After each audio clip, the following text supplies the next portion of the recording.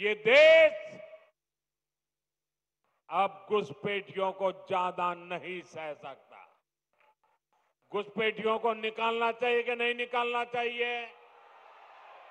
घुसपैठिए जाने चाहिए कि नहीं जाने चाहिए?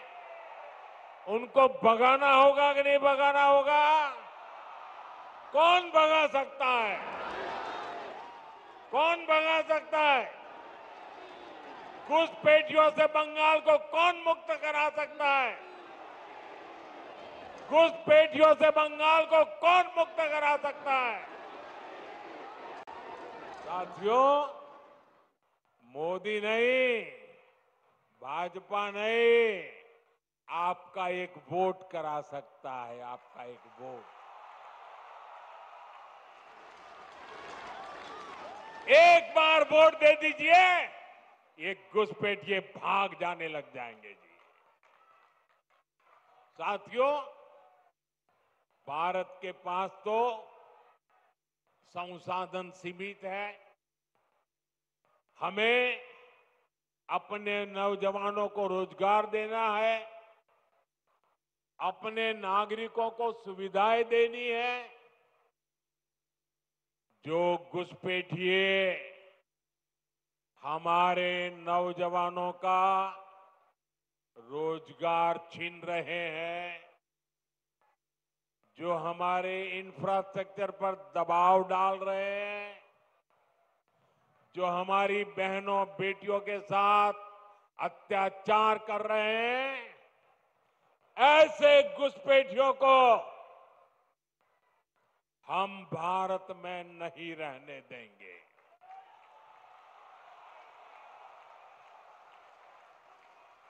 इसलिए भारत सरकार ने घुसपैठियों के खिलाफ इतना बड़ा अभियान चलाया हुआ है। लेकिन साथियों, मुझे हैरानी है कि टीएमसी, कांग्रेस समेत कुछ इंडी अलायंस के राजनीतिक दल तुष्टीकरण के आगे घुटने टेक चुके हैं। ये राजनीतिक दल सत्ता की भूख के लिए घुसपैठ को बढ़ावा दे रहे हैं।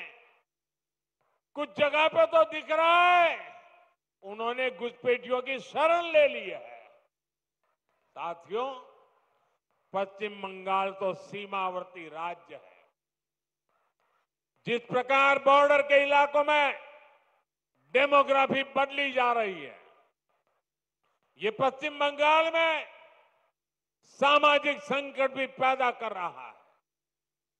खास तौर पर किसानों से धोखाधड़ी करके उनकी जमीन पर कब्जा किया जा रहा है।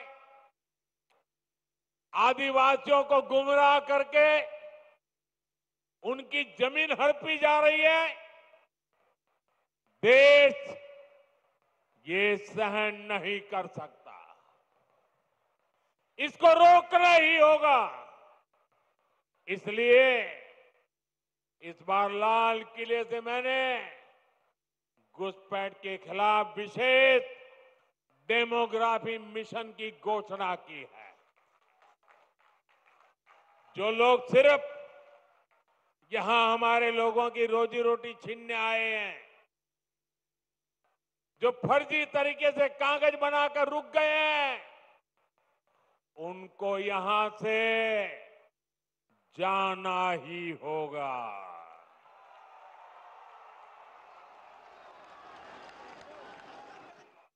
और ये काम ईमानदारी से पूरा हो सके, इसके लिए टीएमसी सरकार को भी यहां से जाना ही होगा।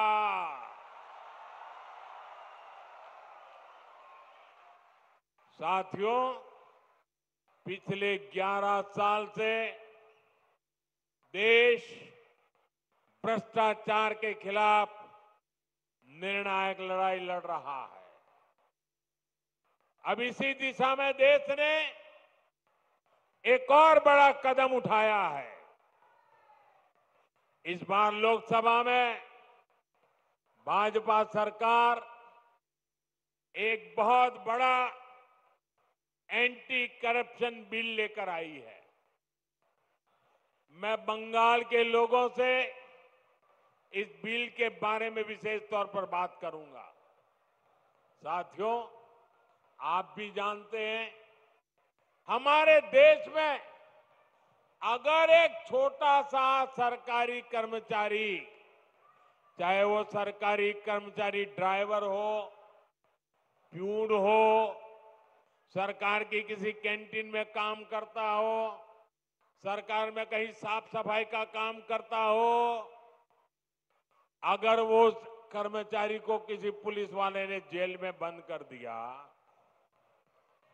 तो करीब करीब 50 घंटे में अगर उसको जमानत नहीं मिली और 50 घंटे जेल में रह गया तो ऑटोमेटिक उसकी नौकरी चली जाती है, सस्पेंड हो जाता है।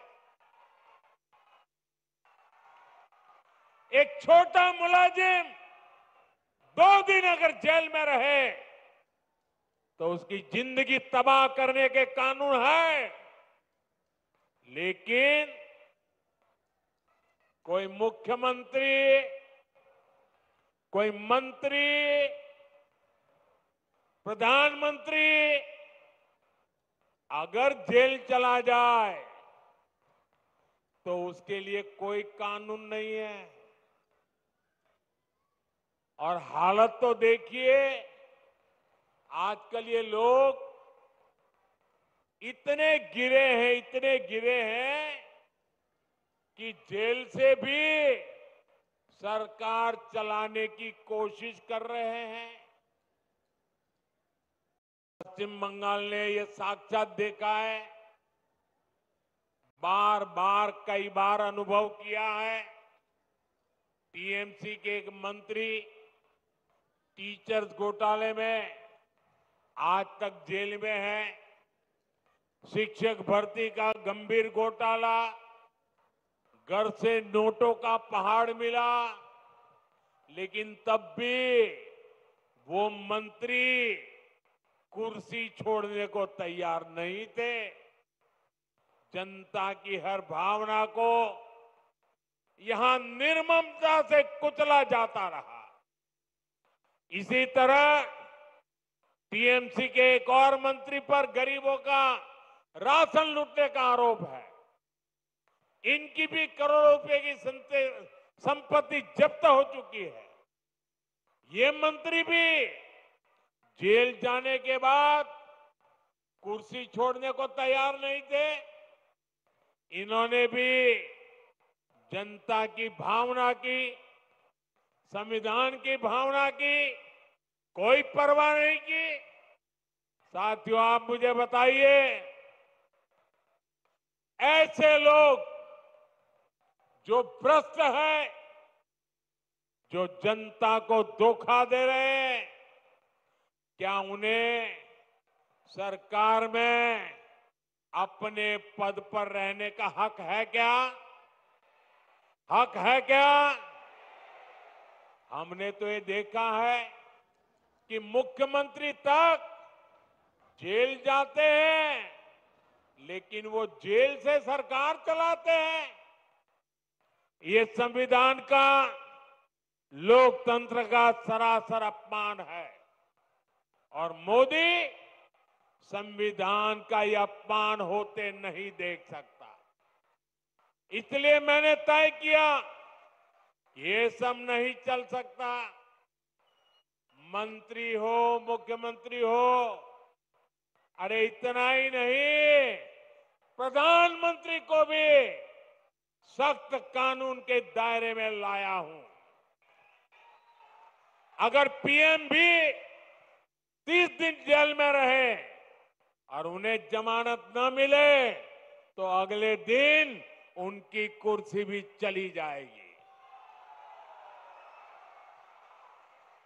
लेकिन साथियों, टीएमसी के लोग भ्रष्टाचार के खिलाफ इस कार्रवाई पर भड़क गए।